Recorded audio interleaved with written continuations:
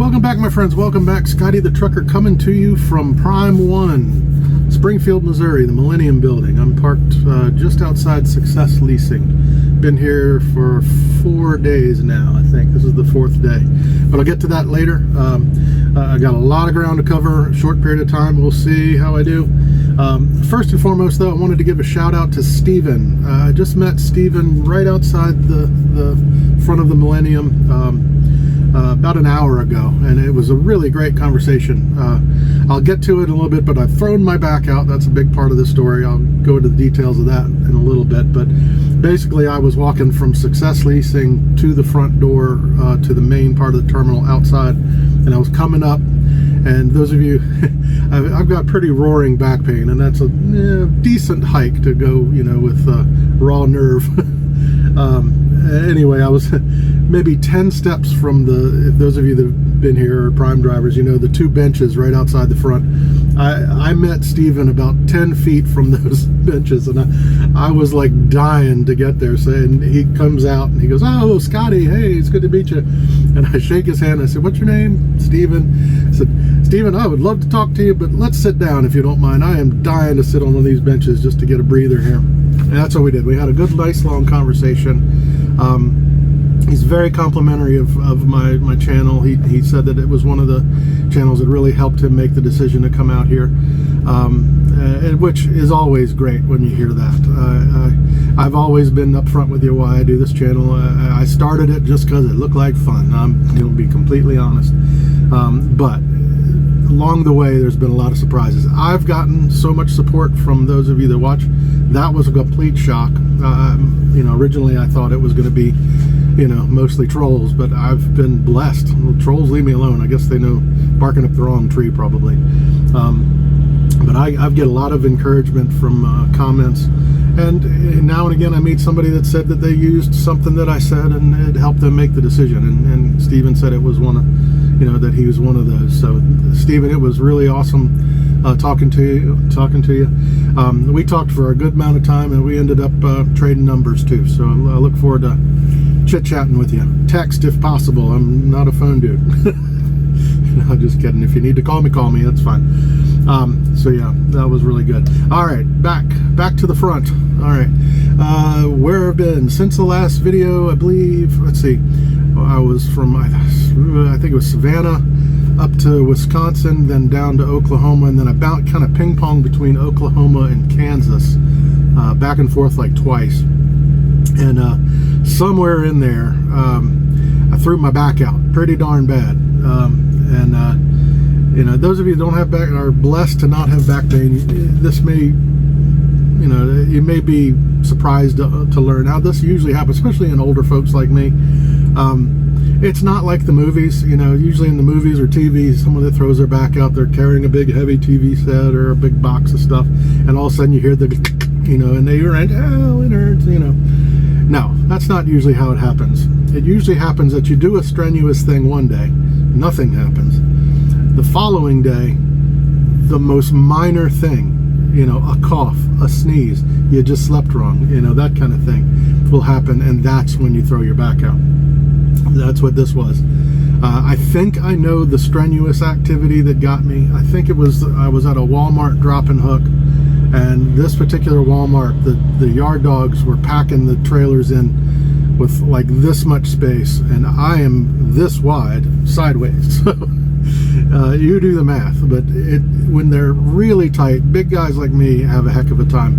And to be honest, you know, I see truckers, and this is not me making fun or anything, because I have no room to talk, but I see people that are a solid 100 pounds bigger than me, if not more, and I wonder how they do it, you know, because I have enough trouble myself, you know, trying to squeeze between 2 trailers and unhook and hook the trailer. The main thing is dollying down and up the legs of the trailer, and you got this much space, so you're almost underneath, you know, kind of rowing this. So I think that's what did it to me. That was kind of an awkward angle.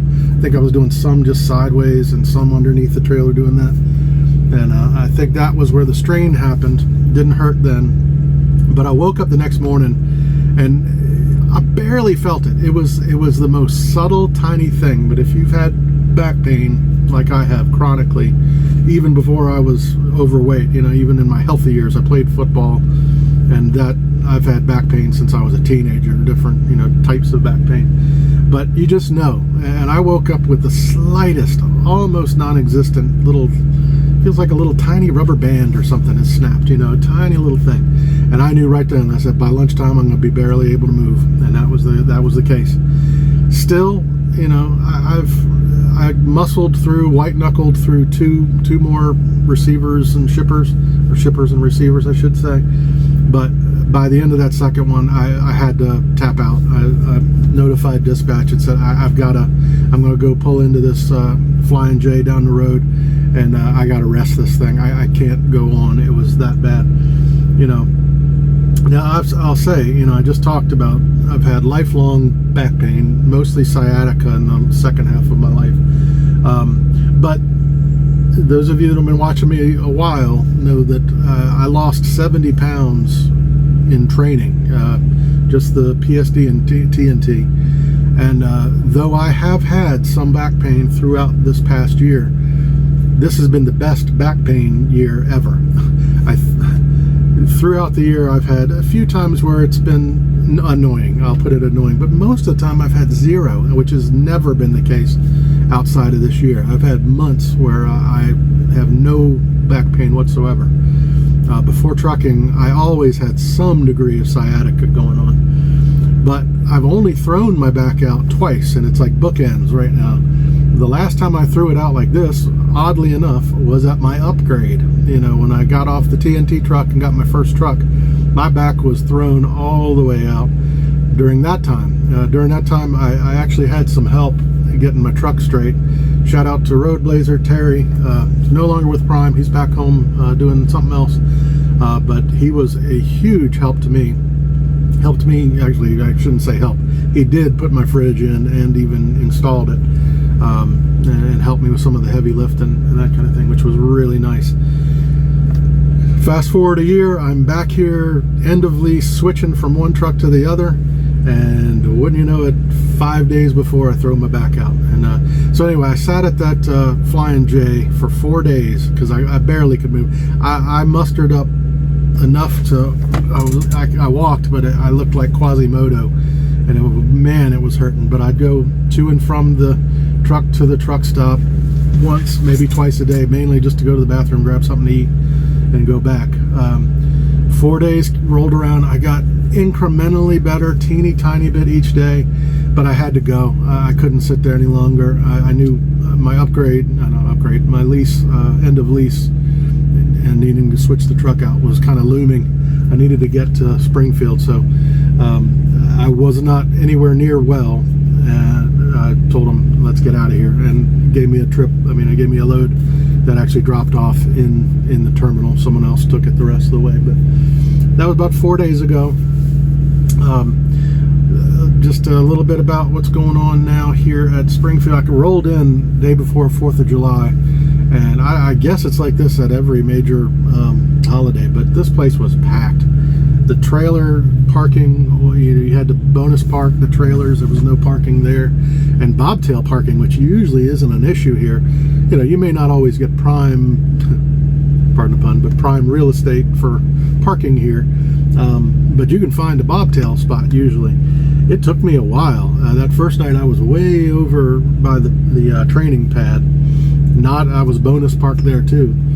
But since then, I've been parked on the road right outside of Success Leasing, which gives me, it's not right near the front door. With the bad back, I would prefer that. I've looked each day, hoping that I can move over there, but it's at least near the building. And it's good to walk a little bit. That helps the back work itself out.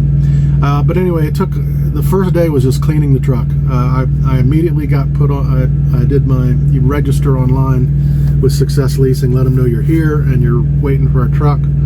And but they said it updates every day at 11. So that first day I wasn't even on the list, but I used that whole day to get the truck clean. Clean it top to bottom, which is not fun, man. I'm a clean-ish person. I'm not by any means OCD about dust and things like that. I will tell you, word to the wise, if you haven't been through this, keep your truck as clean as you can. Don't wait till the end. You know, I don't have a lot of trash or anything rolling around, but man, I tell you, you know, I would dust the whole everything, and then I would move something and it would stir up more, or you'd look over and you'd find a little cachet of dust bunnies and stuff like that. Ah, man, the cleaning. Don't wait till the last minute to clean your truck. Keep it clean as best you can, and it'll be a lot easier to upgrade. But anyway, I cleaned it best I could. By no means perfect, but it was the best it had looked in months. But anyway, so I got the call the following day about 11 o'clock. They asked me if there was any. Well, let me back up. The day that I showed up, I wasn't on the list, but I looked at the inventory, and I wasn't real happy with the inventory. There was only 7 trucks. As I recall, it was 3 or 4 kind of newish internationals, new internationals, or 23s, I think. And then there was 3 pretty well used, would be more like a short-term lease option, 3 Peterbilts, like the 2020s and 2021s, with actually more mileage on them than the truck I was turning in, old brass tacks, you know. But at that point, before I got the call, I was thinking, well, maybe I'll just do a short lease Peterbilt. You know, get that bonus at the end, you know, maybe. More on that. But that was kind of how I was leaning. But by the time they called me the following day at 11, 4 2023 Freightliners popped up. So when I got the call, she asked me if there was anyone that I wanted to look at, and I said, yeah, I'll look at this 2023 silver, they call it platinum Freightliner. And that's what I did, and I loved it. So that's what I'm in right now. 2023 Freightliner. I will try my best to get around to doing a 2023 Freightliner video, or once I get everything. I'm still not really unpacked. Everything's in here, but I haven't really kind of put everything where it needs to belong. I've got my bedding down. I got my TV installed. This, for anybody mechanical, is going to be silly to y'all, I think, but I've got my fridge in here. I went to, you know, the old one is, you're hardwired. It's not like a plug, or at least my last truck with brass tacks. It was, I don't know what you call it, an F plug, I think, wire housing. It's 2 sets of wires that clip together. Anyway, I unplugged that in the old truck and I put it in here, and wouldn't you know it, this one has the cigarette lighter charger or whatever receptacle. I know, I even saw it on YouTube. It's not a huge deal to do it yourself and switch it, but with everything else going on, and I'm going to be over at Detail anyway, I'm going to have them switch that over and plug it in. So that's really the only thing left to really, as far as equipment, need to have set up, and they're going to call me anytime now. I'm just gonna I have to run over to Detail. I'm getting a catwalk toolbox added on. They had some used ones. For those interested, it was a little over $400 to get a used one, plus the, you know, that includes the labor to put it in. So I think it was like $419 or something like that, which I'm really looking forward to having a little bit more space. I'm kind of lacking. I've got this big Odyssey mattress, which is wonderful. I talked about, it's like the best mattress I've ever slept on, but it's really heavy, and there's, for those of you that don't know, there's space under the bunk for storage. However, with the weight of the Odyssey, it has hydraulic things that if you have a normal mattress, it'll stay up by itself. With the Odyssey, it's too heavy. So anytime you're going under the bunk, for one thing, I've got my CPAP and a bunch of crap around the sides, you know, that I have to move every time you lift it. But once you lift it, you got to put it like on your back and do what you need. So I've ended up really not using that space. I throw a few things in there that I'd likely never to need. Excuse me. But it's really not utilized space. So all I've got is that little toolbox on the side. So I'm really looking forward to that. You know, a little more than I wanted to spend, but I think it'll pay off in the long run. The other thing that I was thinking about was that in the winter, you know, you get that anti-gel stuff, and I always kept the bottles in this little toolbox. But I sleep right above that. My head is right above that toolbox, and my CPAP machine is like really right above that toolbox. And what I would notice is that anti-gel, the fumes, even though the bottle's closed, you still get that smell of the anti-gel, and it would suck right into my CPAP machine, and I'm huffing anti-gel all night long while I'm trying to sleep. Now, I don't know yet if, I know it's anti-gel, so it's got to be something that resists freezing. Maybe you guys can tell me, can you put fluids like that in the catwalk compartment, or is that not insulated enough? Let me know if y'all know the answer to that. I really need to know, because what I'd like to do is put all the coolant and anti-gel and anything like that has a fume to it, I want to put in that box if that'll work. If not, we'll figure something out. So anyway, I was going to be over detail anyway, and they're going to put that on and install the fridge, change the plug, and help me out there. Let's see, backing up a little bit, the move, when you get the kind of step-by-step is a little confusing here when you're going through your end of lease. You've got 2 trucks at one time, basically. They tell you, kind of get your new truck, your old truck clean, but while you're getting that done, get all your new truck stuff done. Pick out your truck, move everything over to the new truck, and they have a platform up here beside Success Leasing. It's just a door level platform, so that you're in essence supposed to just be able to walk across, move stuff without going up and down the steps. However, ever since I got here, there's been trucks there.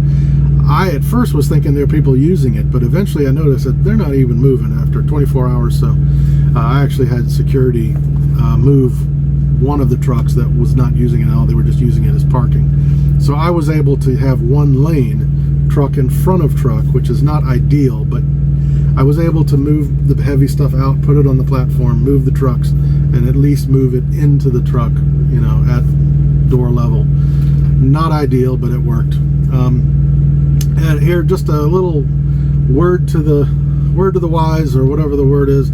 If you're out there, maybe you're, I don't know, if you're maybe a small person, if you're female or whatever, for whatever reason, if you're worried if you physically can do this job, maybe you're a little older like me, not in great shape, if you're wondering if you can do it, let me tell you, I moved this refrigerator, I moved my Odyssey mattress out of this one and all the other stuff out of it and into the new one. I'm a 50-year-old man, almost 51, and I did all that with a thrown back. I'm not in good shape. I'm in better shape. I'm down some weight since starting trucking, but I got a ways to go. So anyway, you can do it.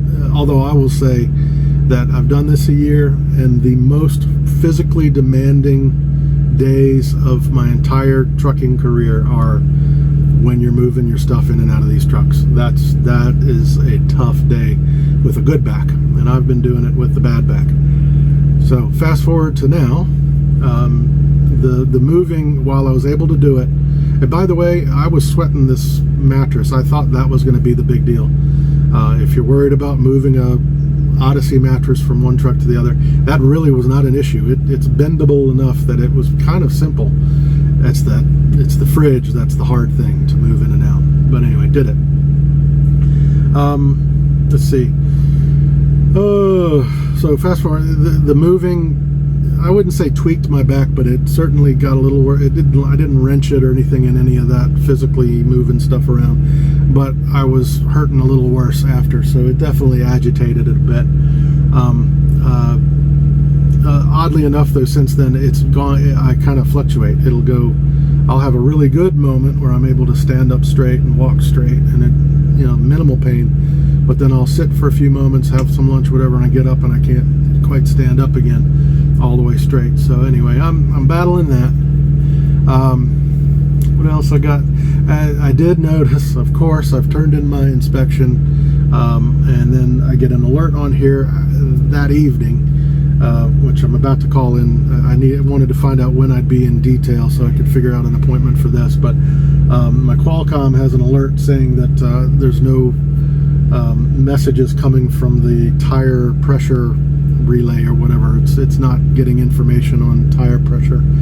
So I'm hoping that should be an easy fix, but I wasn't sure when to try to get an appointment because I didn't know when I'd be called for my toolbox and refrigerator thing. So I think that's about it. I do intend, right now, I told dispatch I'd probably be ready tomorrow morning early to head on out of here. That was before this thing, so we'll see what my appointment is for getting this tire pressure sensor thing fixed. We'll see if I may be here another day.